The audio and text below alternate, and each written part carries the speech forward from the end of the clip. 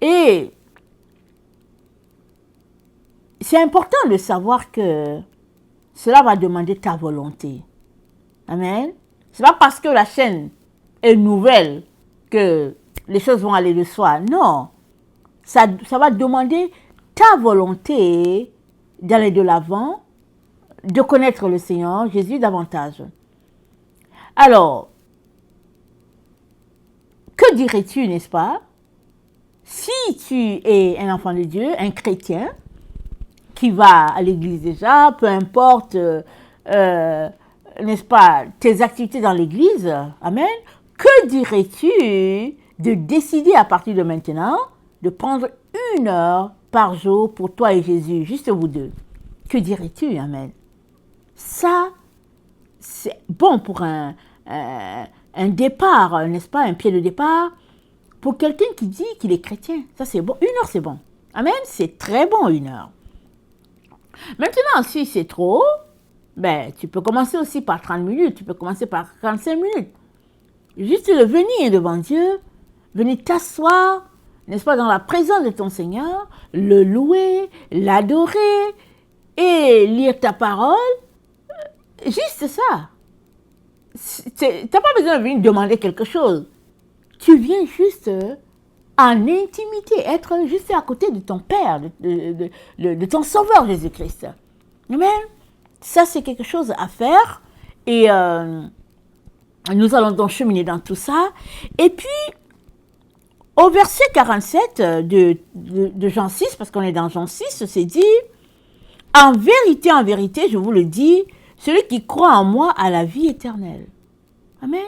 Tu as la vie éternelle si tu crois en Jésus. Alors ça, c'est la bonne nouvelle.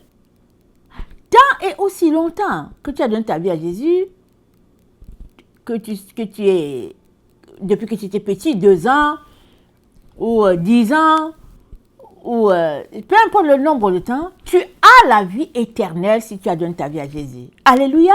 Ça, c'est une très bonne nouvelle. Parce que Jésus-Christ ne retire pas ce qu'il a donné. Maintenant, tu as besoin d'entretenir cette vie-là. Parce que si tu ne l'entretiens pas, alors les plaisirs de ce monde vont tout simplement se placer entre toi et Dieu, ou bien tout simplement la lassitude, n'est-ce pas, va se placer entre toi et Dieu, et tu seras désintéressé, et finalement, cette vie, n'est-ce pas, qui est supposée jaillir de toi, sera tout simplement latente. Et tu seras amorphe dans ta vie de Dieu, alors que la vie de Dieu en toi, amen, la vie de Dieu en toi, tu n'as pas besoin d'être amorphe. Voilà pourquoi c'est important d'entretenir ton intimité et d'attiser la flamme, amen. Ça, c'est très, très important. Alors, le temps que tu vas choisir pour venir devant Dieu, ça va attiser cette flamme-là, ça va la maintenir. Amen. Et c'est aussi dit dans Jean 6, n'est-ce pas, au verset 57, c'est dit, c'est Jésus-Christ qui parle, il dit, comme le Père qui est vivant m'a envoyé et que je vis dans le Père, ainsi celui qui me mange vivra par moi. Amen et alléluia. Celui qui me mange vivra par moi. Évidemment, les pharisiens, les leaders religieux, quand ils ont entendu ça, ils ont dit, ok, lui là, il veut, qu'est-ce qu'il veut? Il veut qu'on mange sa chair? C'est quoi? Est-ce qu'il faut qu'on mange les hommes, les humains ou quoi? C'est-à-dire, ils n'étaient pas du tout en connexion avec Jésus-Christ. Du tout. Mais Jésus-Christ parlait un langage spirituel, alors que eux, ils parlaient un langage terre à terre, un langage charnel. Mais qu'est-ce que Jésus-Christ était en train de dire? Quand il a dit aux pharisiens, aux leaders, celui qui me mange vivra par moi. Qu'est-ce qu'il était en train de dire? Parce qu'il nous dit la même chose aujourd'hui. Amen. Le 13 avril 2025, il nous dit la même chose. Il est en train de nous dire, celui qui me mange vivra par moi. Mais qu'est-ce que Jésus-Christ est en train de dire? Alors, c'est quoi la chair de Jésus? La chair de Jésus, c'est sa parole. Amen. La parole de Dieu, c'est ça la chair de Jésus. Dans dans la Bible, n'est-ce pas, quand on continue de lire, Jésus-Christ nous a dit au verset 51, il dit, nous sommes dans Jean 6, ok? Le verset 51, Jésus-Christ dit, « Je suis le pain vivant qui est descendu du ciel. Si quelqu'un mange de ce pain, il vivra éternellement. » Jésus-Christ était en train de faire un lien avec la manne que Israël avait mangée dans le désert. Rappelons-nous, pour ceux qui connaissent leur histoire de la Bible, alors Israël a dû quitter l'Égypte pour aller sur la terre promise. Et ils sont passés par le désert. Et là, dans le désert, ils ont eu faim et ils ont crié à Dieu. Et Dieu les a nourris de la nourriture du ciel. C'était la caille et puis de la manne.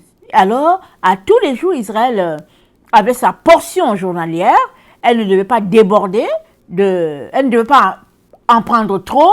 C'était juste la portion qu'elle avait besoin pour vivre de ces jours-là. Donc, chaque jour, Israël devait croire en Dieu pour pouvoir avoir son pain quotidien. Amen. Alors, Jésus-Christ est donc en lien avec cela.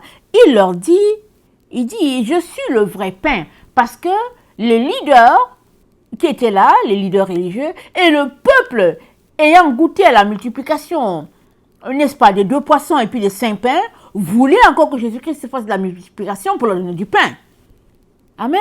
Ils cherchaient Jésus-Christ pour encore manger. Amen. Et Jésus-Christ leur dit, non, ce n'est pas la nourriture charnelle là que vous avez besoin qui va vous donner de tenir. Il dit, ce n'est pas ça. Ce qui va vous donner de tenir, c'est la nourriture spirituelle. Et cette nourriture spirituelle-là, c'est moi, Jésus-Christ. C'est moi, le pain. Alors, vous avez besoin de me chercher moi. Ne me cherchez pas parce que je vous ai donné du pain et que je vous ai donné du poisson. Ne me cherchez pas pour ça, pour que je vous en donne encore. Parce que le peuple a dit, on veut un miracle. Donc Jésus-Christ dit, non, non, ne me cherchez pas pour ça. Mais cherchez-moi pour ma chair. Amen.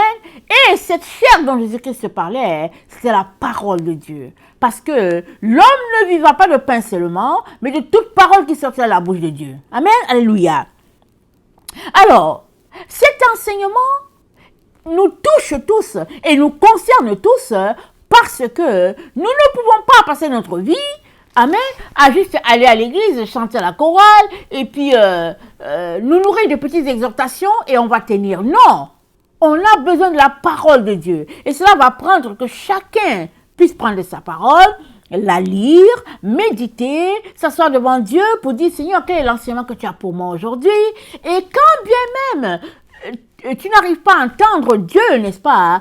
Le tout est de continuer de venir, de lire, et sachant que le Saint-Esprit est là, le Saint-Esprit va t'enseigner dans toute la vérité, le Saint-Esprit va te conduire, afin que ce pain-là, qui est Jésus-Christ, et qui est, n'est-ce pas, la parole de Dieu, ça puisse être ancré en toi. Amen. De telle sorte que tu puisses grandir en esprit, n'est-ce pas, dans les connaissances des choses spirituelles, de telle sorte que les choses de la terre ne puissent plus t'intéresser, mais que tu puisses être intéressé aux choses du ciel. Amen. Les choses du ciel. Amen. Et alléluia. Alors Jésus-Christ nous dit, dans Jean 6, le verset 63, il dit, c'est l'esprit qui vivifie, la chair ne sert de rien. Amen. C'est l'esprit qui vivifie. Et puis, nous savons que tout ça, c'est en référence, n'est-ce pas, à ce pain que Jésus-Christ a multiplié, que la foule voulait encore, les leaders religieux voulaient, les gens voulaient que Jésus fasse des multiplications, et puis ils seraient contents, je veux dire des miracles, et ils seraient contents.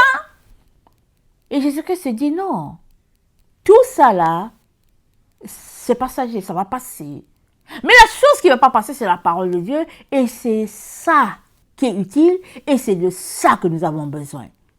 Alors Jésus-Christ l'a dit pendant qu'il était sur la terre, il nous le dit encore aujourd'hui, à toi et moi, malgré le fait que ça fait 40 ans, 50 ans, 30 ans, 20, 10 qu'on est dans le Seigneur, il nous le dit encore et encore. Amen. Vous savez, n'est-ce pas, avec Jésus-Christ, c'est de retourner aux petites choses. aux choses essentielles. Ces petites choses-là, c'est ça la base. Souvent, on veut juste les choses grandioses et tout, mais non, c'est juste de retourner aux petites choses. C'est ça l'essentiel. C'est ça la base. Voilà pourquoi le Seigneur Jésus-Christ, donc, vient commencer cette nouvelle chaîne-là, afin que, bon, on reparte dans les petites choses et qu'on puisse s'édifier ensemble, de manière à acquérir, n'est-ce pas, tout ce que le Seigneur a pour nous. Alors, je ne suis pas en train de dire que j'ai la connaissance de tout sur la terre. Je ne suis pas en train de dire ça du tout, du tout. Mais, dans la petite portion que le Seigneur m'a donnée, je viens nous encourager tous, n'est-ce pas, à ce qu'on puisse regarder dans la parole de Dieu ce que le Seigneur a pour nous, et c'est le Saint-Esprit qui va nous enseigner. Amen, c'est le Saint-Esprit, l'Esprit de vérité, qui va nous enseigner et qui va nous conduire à découvrir tout ce qu'il y a de richesse dans la parole de Dieu. Et l'autre chose qui est très importante, n'est-ce pas, pour nous qui avons marché, ou bien qui marchons depuis un certain temps avec le Seigneur, il y a une chose qui est très importante. Amen. C'est que on ne peut pas en même temps marcher avec Jésus et marcher avec le monde. C'est là souvent que les choses se bloquent. Amen. Alors je le dis pourquoi? Parce que comme j'ai dit, on est tous ensemble. Amen. On a les mêmes caractéristiques.